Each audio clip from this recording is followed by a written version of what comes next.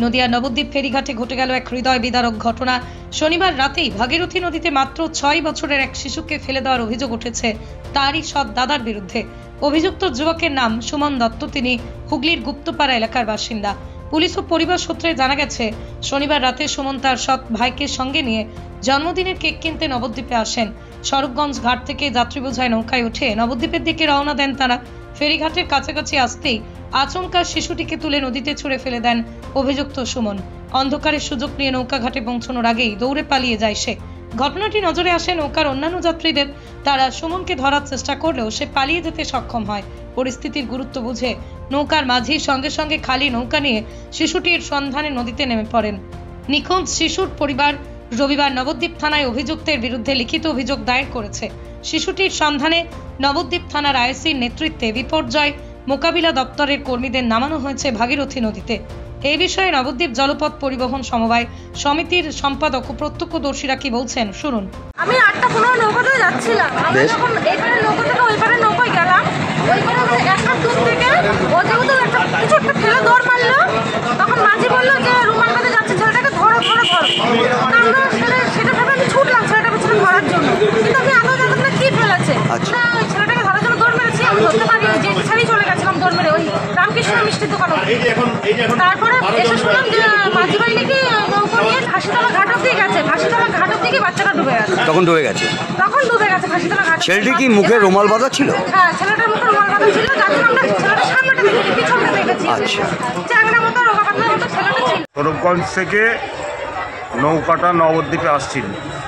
নবদ্বীপে ঠিক জেটিতে ভিড়ার আগের মুহূর্তে একজন অপরিচিত ব্যক্তি সে কোলে করে নিয়ে যে কোনো একটা জিনিস ফেলে দেয়। আচ্ছা, পরবর্তীকালে আমরা শুনতে পাচ্ছি ওটা একটা শিশু বাচ্চা। আচ্ছা, সঙ্গে সঙ্গে আমাদের মাঝিরা যারা ছিল তারা নৌকাটা প্যাসেঞ্জারগুলোকে নামিয়ে খালি নৌকাটা দিয়ে সঙ্গে সঙ্গে ওরা খুঁজতে যায় এবং সেখানে ওরা কোনো কিছু দেখতে পায়নি। এটা কত নাগাদ হবে? আনুমানিক সময় 8:30। গতকাল রাত 8:30। যে ফেলে দিয়েছে তার নাম হচ্ছে সুমন দত্ত। তাকে ধরা সম্ভব হয়নি? না, তাকে এখনো ধরা সম্ভব হয়নি। দিয়ে আসে প্রাইভেট পড়তে, 6টা থেকে 8টা পর্যন্ত পড়ায়, আমার স্ত্রী পড়ায়। তো কালকে যখন ছুটি হয় 8টার সময় আমার স্ত্রী ওনাকে ফোন করে যে বন্দনা, তোমার ছেলে ছুটি হয়েছে, নিয়ে যাও। তো উনি বলছে যে ওর দাদা যাবে নিতে। তারপর সেই যে ওর যে সৎ দাদা, আগের সংসারে ওনার যে ছেলে, সেই 19 বছর, সে গেছে আমাদের বাড়িতে। যাওয়ার পরে আমার স্ত্রী তো চেনে না, বলছে কে গপু, ওনার ছেলেকে গপু গপু বলে ডাকা হয়। গপু এটা কে? তখন ও আবার একটু আনন্দই বলছে আমার দাদা এসছে, দাদা নিতে এসছে, দাদার সাথে কেক কিনতে যাবো। তো আমার স্ত্রী ওকে ছেড়ে দিল। ছেড়ে দেওয়ার পরে ধরো 8টা 5-10 হয়তো ছুটি হয়েছে। তারপর বাড়িতে চলে এসছে। বাড়িতে আসার পরে হয়তো স্কুলের ব্যাগটা রেখেছে।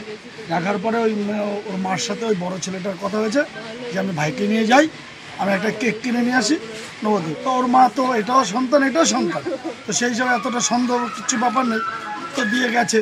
যাওয়ার পরে হয়তো ঘন্টাখানিক পার হয়ে গেছে, এতক্ষণ তো ওদের কেক কিনে আসার উচিত বাড়িতে। তারপরেই যেটা শোনার কথা শুনলাম যে এরকম ফোন করে ওই ছেলেটার মোবাইল নাকি সুইচ অফ, তাই তো? হ্যাঁ, সুইচ অফ। তারপরে এরাও অলরেডি একটা তো সময় আছে, কেক কিনে কতক্ষণ লাগবে, 8 ঘন্টা 1 ঘন্টা। তারপরে এরাও খোঁজে বেরিয়ে তো কোথাও পাচ্ছে না। তারপরে মনে হয় রাতেবেলা ওরা থানায় গেছিলো। হ্যাঁ, রাতেবেলা গিয়ে থানায় গিয়ে ঘটনাটা জানিয়েছে। হ্যাঁ, থানাতে এফআইআর করে এসছে। এই বর্তমানে এই পরিস্থিতি। আপনার নাম? আমার নাম স্বপন দেব। আমি স্থানীয় বাসিন্দা। হ্যাঁ, আমি তো পাশেই বাড়ি। আপনার বাড়িতে পড়তে যেতে? হ্যাঁ, আমার বাড়িতে পড়তে যাই। ওর স্ত্রীর কাছে পঞ্চায়েতে কাজ করি। ওর স্ত্রীর আগে বিয়ে হয়েছিল, সেই ঘরের 2টো ছেলে ছিল। একটা ছেলের বয়স নাকি 11 বছর, 15 বছর, আর বড়টার বয়স 19 বছর। সেই ছেলে নাকি মায়ের সাথে যোগাযোগ ছিল, আসতো যেত। কিন্তু ওর মায়ের যা কথা সকালবেলা বলল, এখন তো বলতে পারছে না, কান্নাকাটি করে বলছে যে আমার আগের যে স্বামী এটা প্ল্যান ছিল, ওকে নাকি এরকম ফোন করে প্রায় বলতো তোকে কি করে সংসার করতে হয় আমি দেখব। বড় ছেলেটাকে এরকম করে পাগল করে ওর হ্যাঁ বলে এরকম করে নাকি এখানে পাঠাতো। এখানে নাকি আসতো যেত।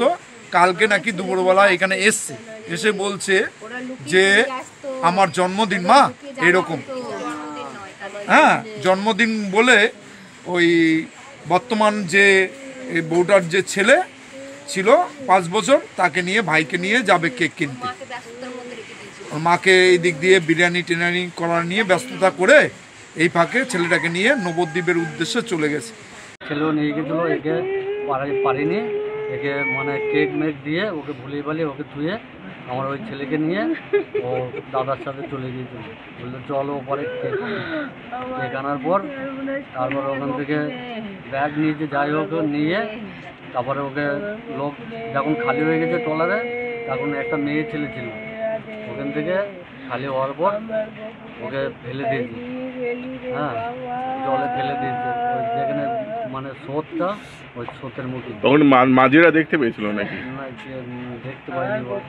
আপনারা কি করে জানতে পারলেন? এটা বলছে আমি তো দুর্বল হয়ে গেছি, আমি তো জানি সবাই আমার শোনা কথা। আপনারা কি থানায় অভিযোগ করছেন? হ্যাঁ অভিযোগ করেছি, কালকে পুলিশ এসেছিল।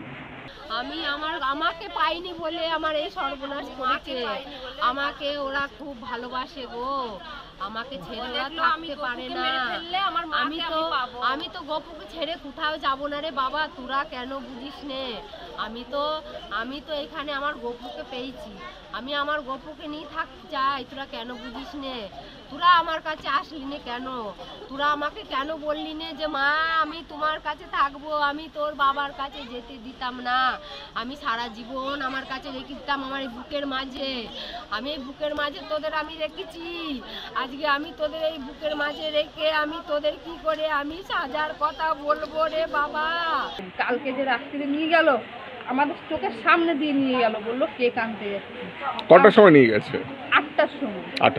8টার সময় নিয়ে গেছে, আমরা 9টা পর্যন্ত দেখেছি। এখানে বাজারের কেক আনতে গেছে 5 মিনিট থেকে 10 মিনিট লাগে, তারপরেও আমরা অনেকটা সময় নিয়ে খোঁজ খবর নিয়েছি, তারপরে 1 ঘন্টা পর থেকে আমরা সবাই চারিদিকে খোঁজ করেছি কিন্তু পাইনি। তারপরে কিছুক্ষণ পর শুনি নৌকা থেকে ফেলে দিয়েছে। কি গো, আমার নেকলেসটা কেনার ব্যাপারে কিছু ভাবলে? কোথা থেকে কিনবে? সমস্যা হলো কে যে কেমন জিনিস দেয়। এই সর্বকালের প্রথম আলমগিনি প্যালেসের সোনার গহনা, দামও মজুরি সাধারণ জুয়েলার্সের মতোই।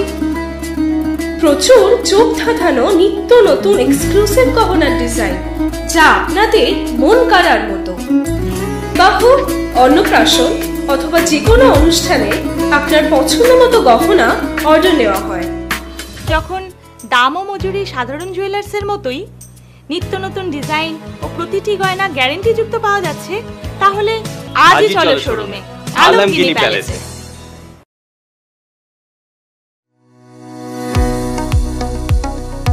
কোতুলপুরে সর্বপ্রথম এমআরআই পরিষেবা যুক্ত 110 বেডের মাল্টি স্পেশালিটি হসপিটাল হলো মেডিকেয়ার জেনারেল হসপিটাল।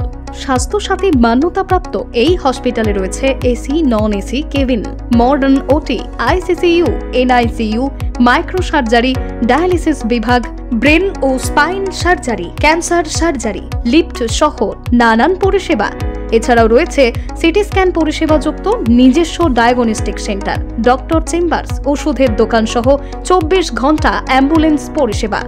24 ঘন্টা অ্যাক্সিডেন্ট এমার্জেন্সি, রোগীর সুচিকিৎসা, সুপরিষেবা এবং সুস্বাস্থ্যই হল আমাদের মূল লক্ষ্য।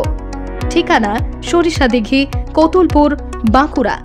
যোগাযোগ নম্বর 9434216662 অথবা যোগাযোগ করুন 9732212924 এই নম্বরে।